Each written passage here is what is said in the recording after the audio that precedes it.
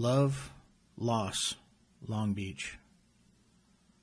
Written and narrated by Christiaan Pasquale.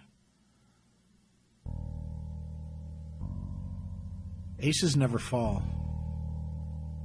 They may slip, but they never fall. And I'm an ace. And that's that. Trucker's Mantra. Chapter 1. A Moon Without Melody. It was just another yellow line down the middle of my face, broken every second like grains of sand dripping from an hourglass. And the dark, just as thick and murky as tar, suffocating what was left of my mind. The hot, black wind pouring into my window and melting my tired eyes shut. A desert so dark that stars feared to shine there. Only the weak and flickering headlights of my Peterbilt, I call her the Gray Wolf, had the only focused light on that goddamn yellow line, streaming from the top of my sights to the bottom, under my chin and out the back of my neck. Piercing, relentless, fractured, tormenting line, into the utter black. The endless black. The exhaust stacks of my tractor sparking and bellowing smoke as I wearily smash my foot on the accelerator. Out of anger, out of desperation, at the thought of all the miles still left ahead of me. Because it didn't end after you finally docked your trailer for the night and went home. It never ended. It was a few hours of restless sleep, followed by more endless road, more empty loading docks and alleyways, more boredom, more loneliness, more heat, glare, noise, traffic, smog, waste. I don't know why I decided to pursue a job skill that my father, a veteran of the road himself, explicitly warned me to steer clear of. But I started at the highest and most dangerous level of difficulty. I was in a band called the Slander. We were, for all intents and purposes, a very well-received and widely celebrated act. For a time, we were able to afford an albeit low-rent, though freewheeling lifestyle. We held sporadic part-time employment. The rest of our income came from performing locally and touring around the country, mostly up and down the West Coast, throughout the Southwest, and in just about every state in the Western Continental Divide. I was able to pay my rent, fill my refrigerator, buy a tour van, and even afford a lockout rehearsal space solely with what we were earning as performers. It was pretty luxurious in its own small way, more than what a million other bands were ever expected to accomplish, though nowhere near the stratosphere of the most successful bands. We were somewhere in the middle. Well, the low middle anyway. Our rehearsal space was in a large 6-story facility that sat next to the 7th Street Bridge in Boyle Heights. A good many bands from the LA area, large and small, were also practicing there regularly. Our space was on the top floor and looked out over the rolling hills, tall palms, and old Victorian villas of East Los Angeles. The 6th Street Bridge, just to the left of our view, stretching across the LA River, its arches lit with the orange light of fragile, dusty old street lamps. We could go down there whenever we saw fit and practice as late and loudly as we wanted. On restless evenings, I would go by myself and plug my 335 Epiphone Sunburst Dot semi-hollow body into my 410's Fender Hot Rod Deluxe amp and blast the doors off the joint, eking out, whittling down, and fine-tuning song ideas late into the summer night. Things were pretty easy going and, like I said, luxurious, at least for the likes of our motley crew. But then I got greedy. We shared our rehearsal space to save money. The band we split the rent with was a veteran act called Calavera, which is the Spanish word for skeleton. They were loading in for their scheduled rehearsal time. We had just finished and were loading out. I was talking with my drummer about looking for a solid job somewhere that would pay well and still allow for a flexible schedule where I could plan for tours if we got booked on one. "Where the hell are you going to find something like that?" asked my drummer, Mauricio. Well, Ray said that the guys on the movie sets he works on in the Teamsters Union get several weeks off a year and just collect unemployment for the weeks they don't work. I hear their benefits are pretty stellar, too. Just then, Raul, Calavera's rhythm guitar player, who had been eavesdropping on our conversation, chimed in with an enthusiastic zeal. "Hey, man, you want to learn how to drive trucks?" he asked. "Well, I'm thinking about it. My old man was a truck driver." "Well, if you come work for me, I'll put you through truck driving school. You can pay me back slowly out of your paycheck every week until it's all paid off. I'll teach you how to tow big rigs. You can take off any time you need to play shows or tour, and I'll pay you $25 an hour." That was more money per hour than I had ever made. More than any of the guys in the band had ever made. More than any of the guys in that room had ever made. More than most of the people in the whole fucking building ever made, it would be safe to say. I gave it some thought for a second, considered my options, which, let's face it, were few and far between, decided to make a proactive and decisive decision to improve my lot in life, offered Raul my hand, gave him the nod, shook on it, and agreed to meet him at his yard in City Terrace the following night. It was rainy, cold, and windy as I pulled up to the small garage that housed the service trucks and the wrecker. A wrecker is a term that people in the logistics game use for a heavy-duty tow truck, the kind that tow tractor trailers and large box trucks. They're also utilized for uprighting cars and trucks that have turned over in accidents, winch and recovery, basically a breakdown lorry. I parked my car and walked up to the front door. I heard a loud voice respond to my knock. "Who the fuck is it?" Hey, sorry to disturb you. I was looking for Raul," I said to the closed door, lit underneath by fluorescent blue-white light. Just then the door swung open abruptly. A tall, pale, thin, and grease-covered wretch stood leering at me from inside, his cold blue eyes suspicious, tired, and frightened. The room inside appeared to be his living quarters. There was a single twin bed, white sheets spotted here and there with grease stains. Centerfolds of nude women spreading their cunts adorned the few spaces on the walls. Newspapers and beer cans scattered across the floor, and fast food wrappers covered in ketchup and melted cheese stuck to them littered the perimeter of the room. The corkwood drop ceiling was water-stained and cracking, and a pair of very loud, ultra-bright halogen bulbs buzzing overhead illuminated the whole ghastly mess. "Raul ain't here. I don't know where the fuck he is either," snapped the wretch. "That's okay. He said to meet him here. He knows we're meeting up." "I don't know anything about that either," replied the grease-covered ghoul, slamming the door in my face. I walked around the garage and stood in front of the chain-link fence where the wrecker was parked under a large tree. It was a red Peterbilt, which reminded me of my father. He owned a red Pete himself when I was a small boy.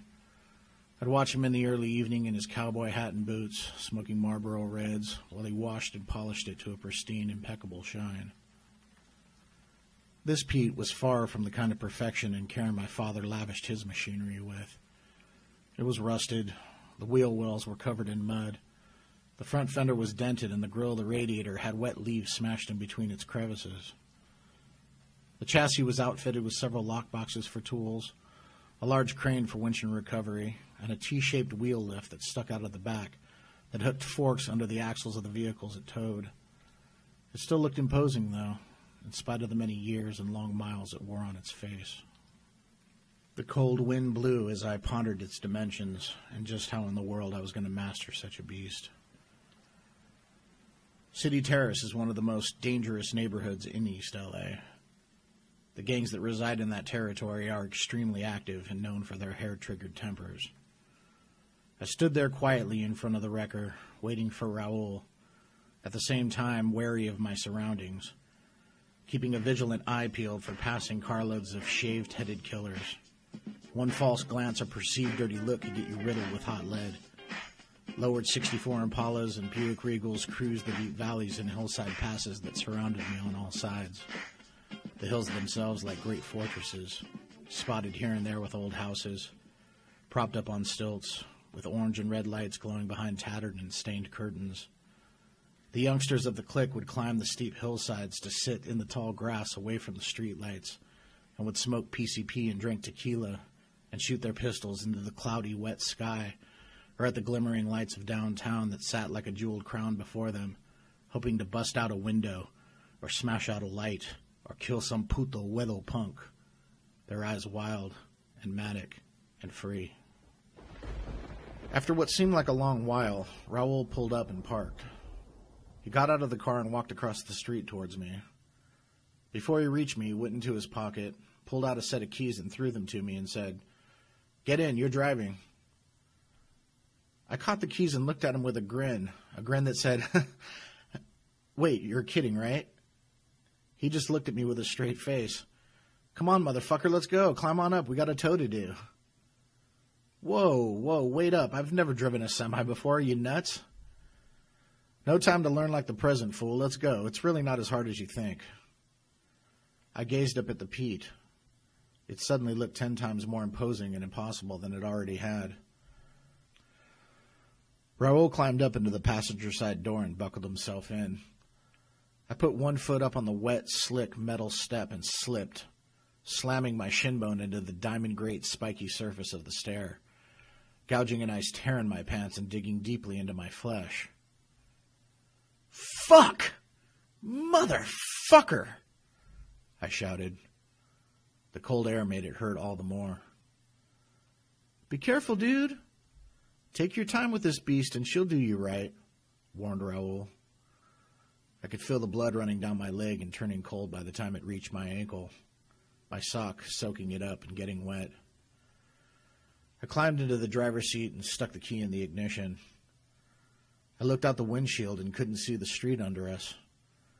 It seemed like we were 20 feet in the air, and I was half right about that, as we were at least 10. I turned the key to the right.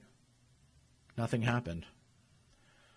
"I think the battery's dead or something," I said, half hoping we would have to reschedule for another night.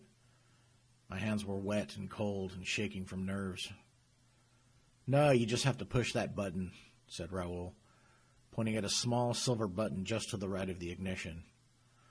It would seem obvious enough given its placement there if it weren't for what seemed like 1,000 buttons, dials, switches, and valves splayed across the dashboard. I pushed the button and felt everything under and around me start to shake and rumble. The sensation wasn't entirely new to me, just a distant memory. One of my father taking me along with him on his runs out to Palm Springs to deliver gas to an old service station out there. He'd pick me up in the alley behind our house, blowing his horn and making all the dogs in the neighborhood bark and howl. A weak, mostly ineffectual warm air started to ease out of the air vents on the dash, slightly warming my fingers, which gripped at the wheel hard with white knuckles. I felt my feet warming too as the floor vents kicked in, wafting up the smell of blood that emanated from the gash on my shin. Droplets of water covered the windshield and blurred my vision. Raul pointed to the wipers lever on the left of the wheel. The worn-out and ragged wipers cut a swath of clarity in small triangular patterns before us. "Now push the clutch in and push the shifter into first. Then let the clutch out really slow while you push down on the gas pedal with your right foot in equal measure. It's not too different from a regular stick-shift H pattern. It just has an extra H. You have the top H, then when you've shifted through that, you hit that switch on the side of the shifter, flick it down to take you through the last H. Thing is, you only use that clutch when you're coming out of first. The rest of the shifting you do through your RPMs. You rev them up to about 1,200 RPMs on this gauge," he said, pointing to a small gauge directly in front of me. "When you rev it up to 1,200 and pull the shifter into second gear, you'll feel it slip right in." This was another concept I was familiar with, as my father, who taught me to drive a standard transmission, had showed me this trick with his pickup truck. The procedure saved on fuel and also the life of your clutch. Raul showed me the red and yellow dash valves that release the air brakes. A hissing sound blasted from them as I pushed them in. I pressed the clutch in and pushed the shifter into first. I gently applied pressure to the gas pedal while letting the clutch out at the same time. I felt the beast move forward, splitting the branches of the tree that hung over us with its exhaust stacks and crane as we rolled down the driveway and into the street. Didn't even pop the clutch, my man. I thought for sure you would pop and stall, exclaimed Raoul. We drove up and down the side streets and in and out of the empty parking lots of the many factories and warehouses that made up the few blocks around us. He showed me how to back up in a straight line, took me through the shifting procedure, and gave me a brief tutorial on the dynamics of the combustion engine, the gauges and their functions, and on how to operate the wheel lift and crane at the back of the chassis. We headed to the breakdown site, jumping on the on-ramp of the San Bernardino freeway, heading east to the city of industry. I got to open up those high gears and really smash that accelerator. The power this monster had was awe-inspiring. The higher I shifted, the smoother the ride, leaving all the seemingly tiny vehicles below us in the dust. I was having fun. Damn, man, you're a natural. You're going to do just fine, I can tell. It's in your blood, said Raoul. I nodded in agreement with a slight smile, but inside, it made me a bit melancholy. I thought of riding next to my father down the same highway when I was a boy. My memories took me back to those runs out to Palm Springs, eating chocolate donuts out of my dad's lunchbox and drinking cold milk from his thermos. He would play old country songs on his radio as we rode on through the dusk light, over Jackrabbit Pass, and the whitewashed rivers that rolled under it, and the desert-dwelling fun-seekers frolicking on their banks as we sped by, my father blowing his horn at the bikini-clad lovelies sunbathing in the sand. He'd tune in his CB radio, and we'd listen to the other truckers out there with us on the road as they cussed and told crass jokes, calling to each other by their CB handles. My father's handle was Mad Dog. He dubbed me Superboy. He let me cuss at the other truckers he would be ranking on over the CB, and we would laugh. He got into a heated riff with a guy called Big Red One. Call him a peckerhead, boy, my dad would chuckle. Hey, Big Red One, you're a goddamn peckerhead, I'd shout into the handset. My dad would laugh until tears were running down his face.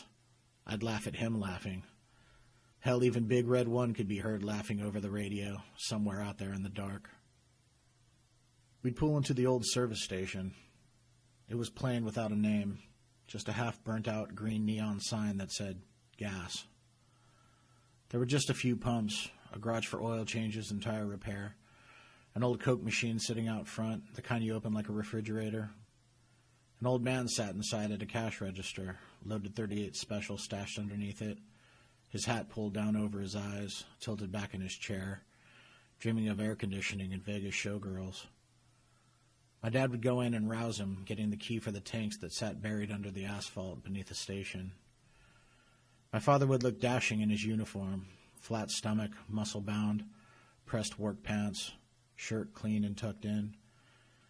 He'd pull up the grates that covered the tank's valves, pull out long tubes from their housings that stretched along the lengths of his tankers, and lock them into the valves at the opening of the station's tanks. He'd pull some levers and flip some switches, and the tanker's contents would empty into the buried tanks under the station. There were little windows on the tubes where you could see the fuel flowing into the tanks. The fuel was pink, at least in my memories. We'd sit down next to the soda machine and wait for the tankers to empty, drinking our Cokes, eating sunflower seeds, and gazing up at the multitude of stars. Stars that only hang over deserts, away from city lights, on dark roads like that one, visible only from old service stations, when sitting with one's father, with a little neon, a little magic, and a little dust. But those days were gone now. That station, too, bulldozed long ago and built over with a flashy AM/PM gas station with an adjoining Taco Bell and Subway sandwich shop attached. The old man behind the register, dead and turning to dust in some graveyard in Barstow, maybe. The riverbeds beneath Jackrabbit Pass, dried up and rocky. Urban sprawl covering the once empty and expansive desert valleys, with beige, drab tract houses and strip malls, lit with false electric light, dimming the once brilliant and endless constellations to a scattered glimmer. The CB radios were replaced with cell phones. No more mad and restless banter from the lonely, weary truckers keeping company over them.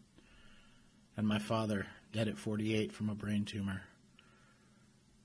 It was a darker, colder time now. The road I was to travel on this night was slicker, meaner, and quicker to take your lights, drain your spirit, and burn you right down to your treads. I could feel it even on that first time behind the wheel. Things were different now. We arrived at the breakdown. It was located in a commercial business complex. It was a tractor-trailer with a deluxe sleeper cab. The trailer was 53 feet long and loaded to the hilt. You could tell by how low the frame sat on the tires, almost touching them. Raul and I went up to the tractor to get the attention of the driver, knocking on the driver's side door. The door swung open, wafting a horrible stench into our faces. It smelled of sweaty balls, feet, armpits, Cheetos, cigarette butts, empty cups of coffee and rotting creamer, and a seat cushion riddled with the ghosts of 10,000 farts. Sitting there crammed between the seat and the steering wheel was a behemoth blob of a man with long blonde hair lying across his shoulders.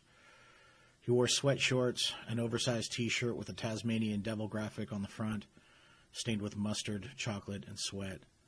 His blonde beard and mustache a faint and unhealthy hue. A far cry from the fit and military persona my father adorned himself with. This mass of cholesterol and stink was the standard of the day. He barely looked up from the handheld video game he was playing to address us. "Hey, you guys here to tow me? I'm just going down the 710 to Long Beach. You guys can just leave me there." His words oozed out like a wet, lazy shit from his mushy mouth through his scraggly mustache. His eyes were dead and distant as he stared into the screen of his video game, the lights and laser beams crashing and exploding within them. Raul mercifully shut the door, not able to stand another whiff of that stench, and we got to work. He had me back up the wrecker to the front bumper of the tractor, then had me watch as he took me through the hookup procedure. Operating the wheel lift from some controls at the back of the wrecker, he maneuvered them under the truck and hooked them under the front axle of the downed tractor, then lifting the front of it up about 3 feet off the ground. We climbed underneath, and he showed me how to chain the wheel lift to the axle to secure it, and how to remove the driveline from the transmission. Then we strung air lines from the back of the wrecker to the down tractor's air brakes, so we could release and apply them from our truck. We did the same with the electrical, stringing power cords to a signal panel that we bungeed to the back of the trailer. These two would allow us to operate the turn signals and brake lights. We double-checked all the connections and climbed back in the truck, this time with Raul in the captain's chair and me sitting shotgun. He pressed the air brakes in. The weight of the tractor-trailer shoved us forward a bit as the brakes released. You could feel its mass and volume as we started moving forward. I glanced out the back window to see the driver still slumped over his video game, greasy lips salivating as he stuffed a handful of Cheetos into his gaping maw, completely oblivious to his surroundings. We were only going a top speed of about 20 miles per hour. We groaned and creaked as we barreled up onto the on-ramp. "And that's it, man," said Raul. "Now you just cruise along, pop on the hazard lights, kick back, and make that money. Slow and low. That's the get-down. Take your time and get there safe." It didn't seem too bad. The money was right, that much I knew. It was a bit nerve-wracking pulling all that heavy machinery, the likes of which was easily 100 feet long. But as long as you took your time and watched your angles, it seemed doable. I could feel my mind wrapping around it, shrinking it down and rationalizing the logistics. Hell, maybe this was something that was in my blood. Most nights thereafter were not as difficult, as most of the time I was towing much smaller vehicles, moving trucks mostly, Ryder, U-Haul, budget, 12 to 26-foot box trucks, much easier to hook up to and maneuver than the tractor-trailers. The ghoul that lived at the garage was named Kurt. He was from some shithole small town in South Dakota and was a decent mechanic. He drove one service truck, Raul drove the other. Whatever they couldn't fix on the side of the road, I would tow. I was learning as I went along. I started taking the truck driving course at the Universal Truck Driving School in the early mornings, still driving the wrecker unlicensed at night to stay afloat. The school was simply a fenced-in concrete yard in East L.A. just down the street from our garage. I had been sick with a nasty flu for a couple of days prior and still wasn't feeling 100% when I pulled up for my first day of training. The instructor was a short, squat Mexican who barely spoke a word of English. He walked me over to one of the many tractor trailers in the yard, opened the driver's side door, and gestured for me to climb in. The trucks were very old and dilapidated and small.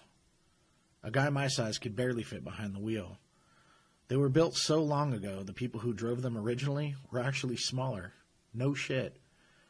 Not that I'm not a fat fuck to begin with, but even the clutch, gas pedal, and brake were cramped up against my legs, made for some far shorter jerk to operate.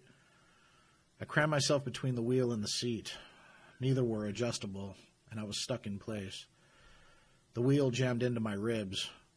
The morning sun was beating in on me, exacerbating my fever, which hadn't totally broken and was still making me feel nauseated and weak. I was sweating and trying to concentrate on the unintelligible instructions being grunted at me from the teacher. You back of the truck in a straight line.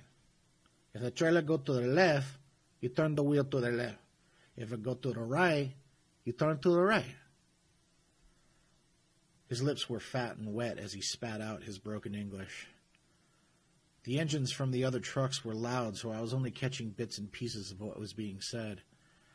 Backing up a tractor-trailer was a bit different, in that the wrecker was essentially a straight truck, so on its own with nothing in tow, it was exactly like backing up a car. Plus, the swivel of the wheel lift under the forks of a moving truck was quite different from the fifth wheel of a trailer. The angling was much different. However, that same innate feeling came over me on my first time backing up. The back of the trailer drifted left, I turned the wheel to the left and it would straighten out. If it drifted right, I turned to the right and it would drift back and keep straight. We had to master backing up in a straight line first, then angling in from the left, then from the right, then parallel parking, the most difficult maneuver. We then had to learn the basic working parts of the diesel engine, suspension, electrical wiring, the internal controls, gauges, switches, and air brake procedure. Once we mastered all of that, we had to go out on the road with an instructor and log a certain amount of hours. After that, it was just a matter of going to the DMV and passing their test. I didn't pass the first time. I didn't pass the second, or even the third. It took me 5 times, in fact, but I did pass finally, and was, for a long while thereafter anyway, a Class A commercial driver, legally and by right of lineage. It felt good not to be worried about being pulled over, which I had been all the weeks prior to finally passing. I was operating the wrecker unlicensed, albeit as skilled and professionally as I would be with or without certification. I was just glad to have that shield against the CHP in case there was a discrepancy of any kind on my part. The cops, the law in general, is a gang, just like any other gang, out to jack you and exploit you for all they can get, especially when it comes to automotive matters. No bigger hassle in Los Angeles quite like automotive hassles.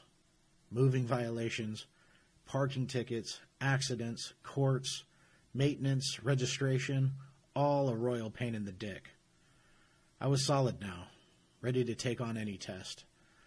And as it turned out, I was to be tested and made to face challenges most sane men would never even consider taking on. The first of which, and maybe the greatest of them all, was under a bright white full moon one winter night out near the sea. I got a call on my Nextel. It was Raul. Hey man, I got a big one for you. This is a major tow. Double trailer. It's up in Lompoc coming back to El Monte. It's going to take you a good 2 hours to get up there at least. We have to take Highway 1 all the way up. We can't go through the scales on the 101. We don't have the proper paperwork. And coming home, you're going to have to cut through Moorpark to avoid the scales on your way back down south because you're going to be extremely heavy. Head out as quickly as you can because Highway 1 is a small road and you can't drive very fast.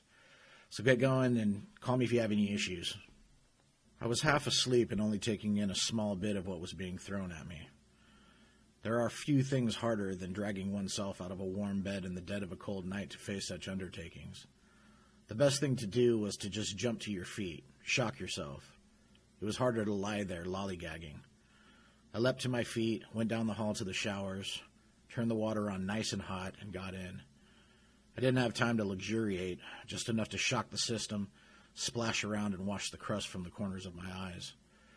As I walked back to my room to get dressed, I could feel the cold air rushing in from the hallway windows and realized I would definitely need to layer up, especially if I was going to be near the ocean.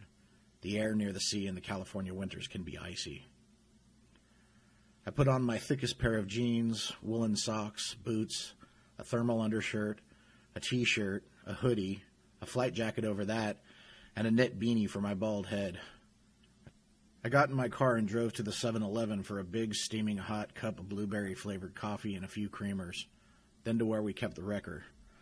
Raul rented a space near me in a tow impound lot on Santa Fe, right underneath the Santa Monica Freeway. It only took me about 5 minutes to get to it if we got a call. But the problem wasn't the distance from my room to the wrecker, it was maneuvering it out of the lot, which was jam-packed with repossessed cars, or cars belonging to people who didn't pay their parking tickets, or dusty, dented wrecks sitting on flat tires, windows smashed, interiors filled with dried leaves and garbage. They were crammed into every corner of the lot, sometimes surrounding my wrecker on all sides.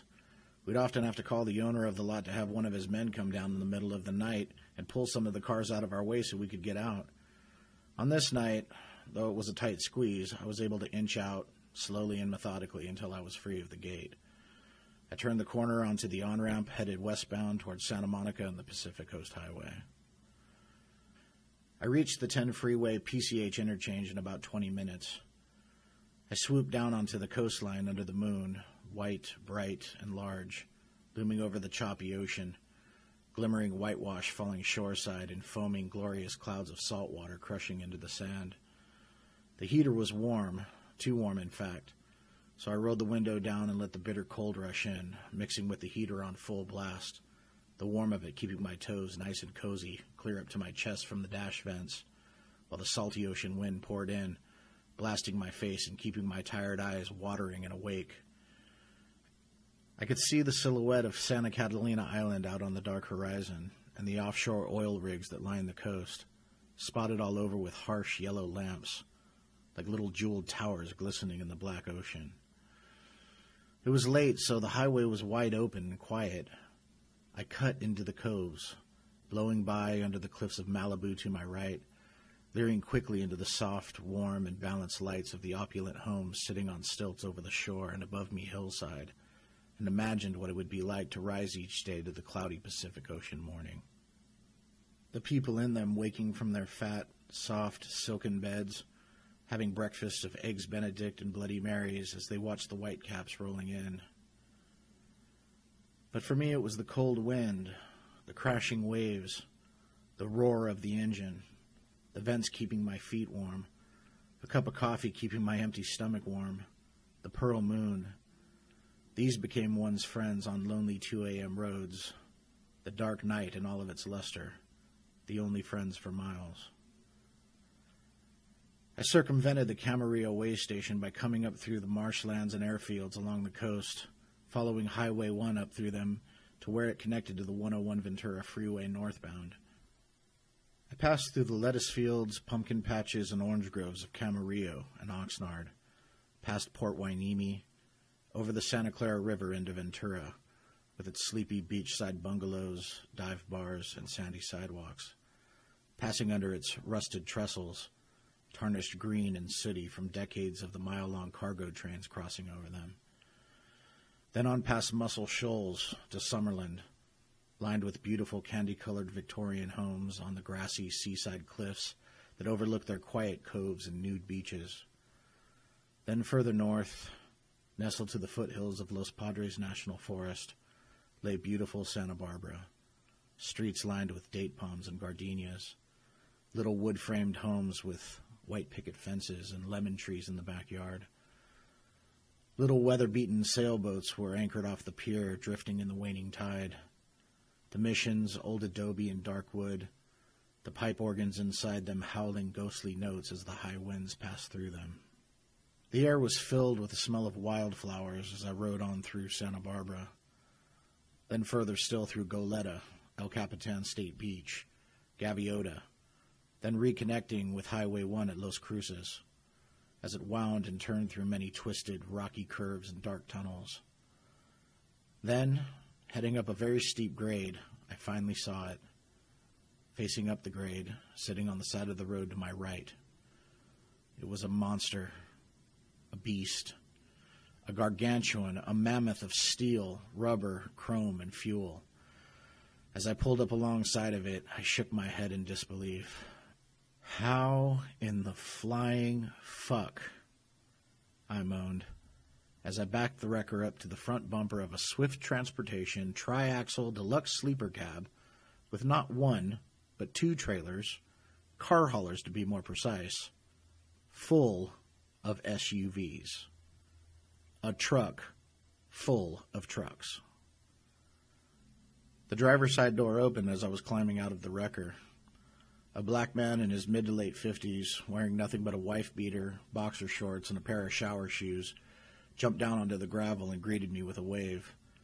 He looked as though he had just woke up from his bed in the sleeper compartment, which seemed the size of a small condominium. The air was icy and smelled of wet prairie grass and cow shit. "You found me, huh? I was beginning to wonder if you were coming at all. Don't know what went wrong. I was making this grade and doing fine. Then I heard a grinding sound and the check engine light came on and I stalled. I was lucky I got it all the way off the road when I did, or else I'd be in the way of traffic," he said, rubbing his red eyes and yawning. "We'll get you back to your yard as soon as possible. It won't take me long to hook up to you," I said. I noticed that he gave me a funny look when I said that. "You ever have to tow one of these bad boys?" he asked with a puzzled look on his face. "I've towed several tractor trailers, though I must confess never doubles. I better get started so we can get you underway." "Yeah, you better. I ain't seen no one tow one of these without taking several hours to hook up. That drive shaft alone will take you till dawn. I'm going back to sleep. We're going to be here for a while." And with that, he climbed back in his cab and fell fast asleep. What the fuck did he mean by that? I wondered. And what the fuck did he mean till dawn? I soon found out. For starters, the front fender was huge, chrome, heavy, and thick. At least 2 feet wide by 10 feet long, nearly touching the ground, bolted on with very large bolts, bigger than I ever had to break. I had to get it off in order to get the wheel lift under the front axle. That alone took me a good 45 minutes, as I was not privileged enough to have an air compressor with power tools that could break the bolts and have them off in no time. I had a simple socket set and had to do everything by hand under my own strength. Bolts this big ran deep, and cranking them off made my hands sore and tired. When I got the final bolt off, the bastard slammed down on the gravel hard, landing on my foot and fingers as I tried to catch it. It had to weigh 200 pounds. I struggled and huffed under its weight as I loaded it onto the back of the wrecker. I maneuvered the wheel lift under the axle and chained them together to secure it, and climbed out from under the front end. Next were the airlines. Normally the glad hands were at the back of the tractor, connected to the trailer by a few feet of coiled airlines, red and blue. But this was a deluxe sleeper cab, the biggest model, and it was right up against the first trailer, no space in between. The valves I needed to connect my airlines to operate the brakes were on the side of the first trailer, a good 20 feet from where I would normally hook into them. My airlines were nowhere near long enough, and there was no way in hell my brakes would be able to stop the weight of this beast on their own. I needed to be able to operate his brakes and mine in order to stop this freight train if need be. I was stumped. I wasn't sure what to do. I called Raul on my Nextel and told him the situation. "You're going to have to string together every airline you have on the wrecker, piece the glad hands together and duct tape them, and run the line from your truck to his," he said. "We have to get this tow, man. It could mean a lot more business from Swift. That would be huge for us." His tone was manic and excited. All I could think of was having to tackle more monsters like this one and all the hard, terrible work it equated to. My enthusiasm, needless to say, was nowhere near as pitched as Raul's. I don't know, boss. This one is kind of scary, to be honest. It's enormous, I griped. I was tired and sweating through my many layers of clothing, making my wet skin sensitive to every gust of wind that blew up my back. "You can do it, man!" he exclaimed, and hung up. I guess that was that. The tow had to get done. I was stuck on that mountain until I could figure out how to get this bastard of a truck down off of it. I got to the airlines, piecing together every one I had, and duct-taped the glad hand connectors together so they would hold, hopefully. There was just enough length to reach the valves on his trailer. The lines were stretched tight, but they reached. I did the same with the electrical lines, then duct-taped and bungeed the whole lot of them to the side of the trailer so they wouldn't drag. The only thing left was the driveline. When towing anything, it was a must that we remove the driveline. With smaller trucks, it wasn't too difficult. You loosened 4 bolts from a U-joint and pulled the drive shaft from the slip yoke that connected it to the transmission, and ratchet strapped it to the frame of the truck or just removed it altogether. This was to assure that there was no damage to the transmission while en route. But this was a different kettle of fish altogether. Even crawling under the trailer to get to the drive shaft was seemingly impossible. Most trailers you could merely crawl on your hands and knees and would still have headroom to maneuver under.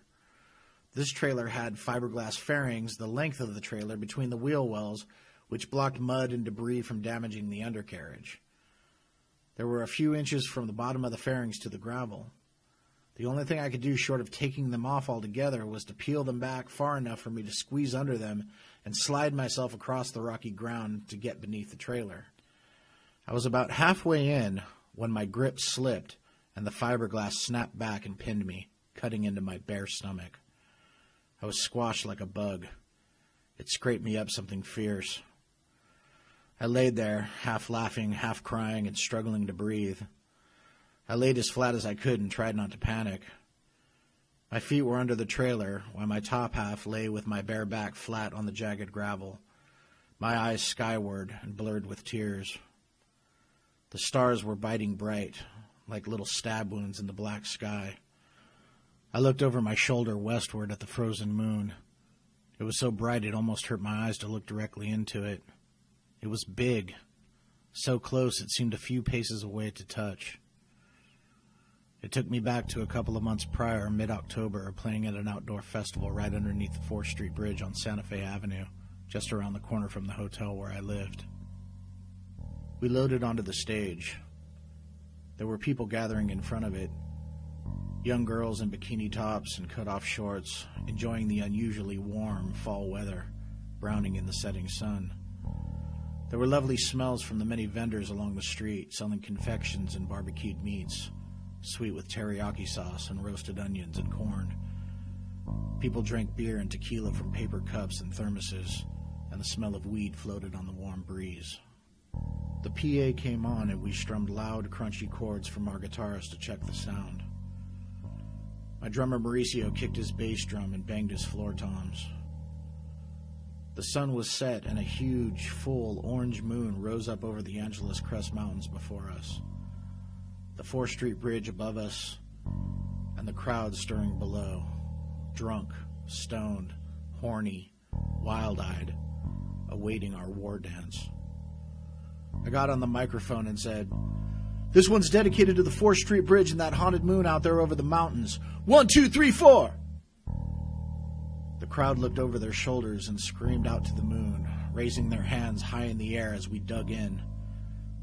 Songs sacred and debaucherous and mad.